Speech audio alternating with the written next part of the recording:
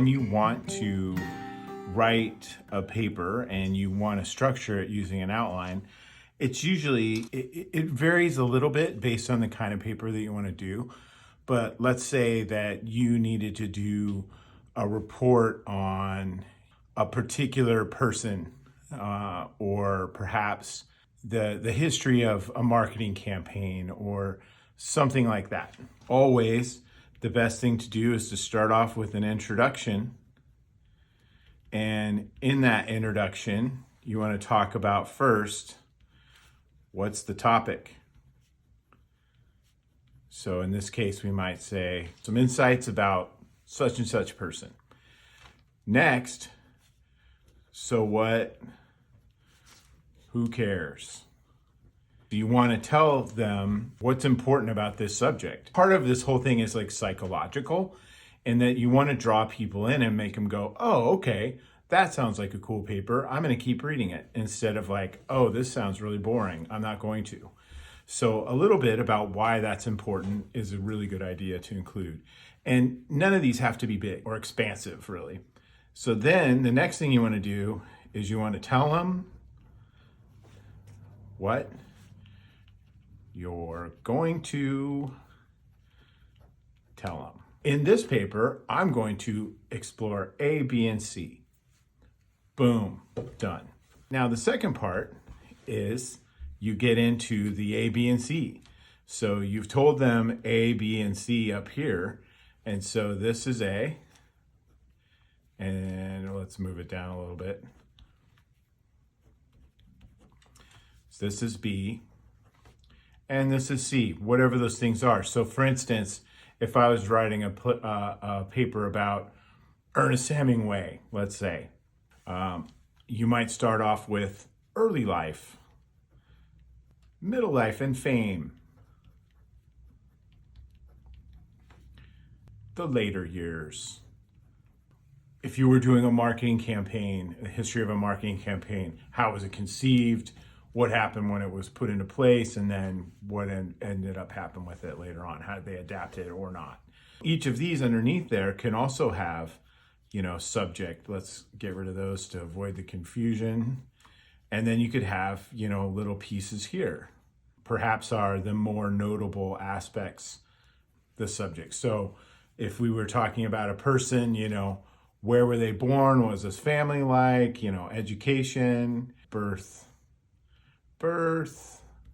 family, education, and then middle life, same story. If we're talking about Ernest Hemingway, how did he find fame? What are some notable things that he wrote? Notable writings. And then, you could talk about, aspects of where did he go after that? What happened? How did he pass away? And then you're going to have a conclusion.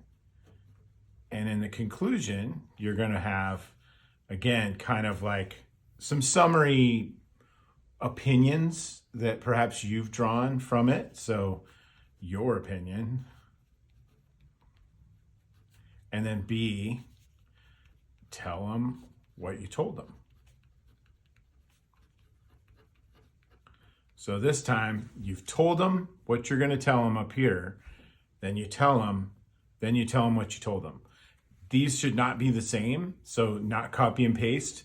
Hit the high points of what you've reviewed here in both cases, but here make it a little more hard hitting because it's the last thing you're going to say to them.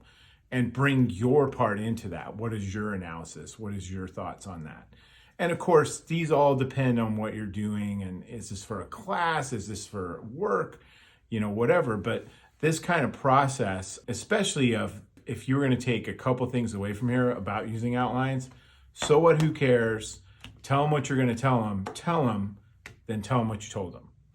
Super important. And then, of course, you would have references. Again, I would argue that you would want to provide those for any sort of paper or report that you might want to write for either a class or for a work product. Just depends on what's required in your world. So these kind of tools are great because now let's take it a step further. So now we have this outline, right?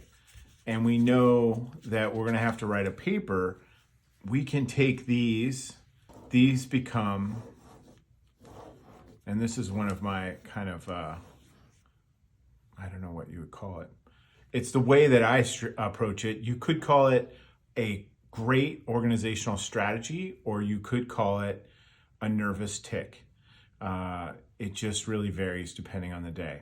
But you can take these, and these form your level 1 headings within the paper. So then you could take those, transfer them into a paper, make them level 1 headings. Then these all become your level 2 headings. Perfect, right? So then you've got these kind of general thoughts that have summed up these little pieces and parts, like birthplace, family life, education. Great. Whatever that happens to be, the little sub-subjects within your particular topic. And you can actually say, like, so what, who cares? And things like that. And then you've got this framework that's already ready for you to start actually writing the pieces that go under those little parts. So you've got outline, helps you think it through. From the outline, you've got your headings, and boom, you're done. One way to think about this too is that these are the kind of arterial roads that carry the reader through the whole thing. These, being your L2s, your subtopics underneath each one, are kind of your collectors, or the big 4-lane roads that run through that, you get to the grocery store or something. And then if you were to have L3 headings or subtopics under there, like a couple different little breakdowns under birth or family, I don't know, whatever these subjects happen to be in your paper, those would be like the roads that take you into your neighborhood. Those neighborhood roads are small, and there might be somewhat interesting, like, oh, those are some cool houses on that road. But, it's not like these big picture things driving you through. And you don't connect highways to neighborhood roads, or you shouldn't. You see it happen, but you shouldn't do that. Metaphorically or in real life. So anyway, I hope this is helpful. This kind of stuff, when I started writing, I didn't really know this. Nobody told me how to do this. And over the years, interacting with colleagues and seeing how they approach it, this is something that's been really helpful for me. I have all my students, almost always, some of them kind of already have a plan that looks solid, but I have them use this same kind of approach before they write a paper or a chapter in their dissertations or whatever it happens to be. Is like, what are the things that need to be in there? Organize them using this. Big picture things, detail stuff, include that in an outline, and it helps structure thinking so it's not so overwhelming to write an entire paper. Just sit down and be like, well, I got to crank this out. You can do it in bits and pieces, and it becomes less overwhelming. But whatever works for you. I hope this is helpful. And if you like this kind of thing, like and subscribe. Look forward to comments. If you've got other ways or strategies that you use, by all means, share them. Everybody's different. Everybody has different approaches. And I look forward to hearing from you. Thanks. Appreciate you taking the time to watch this.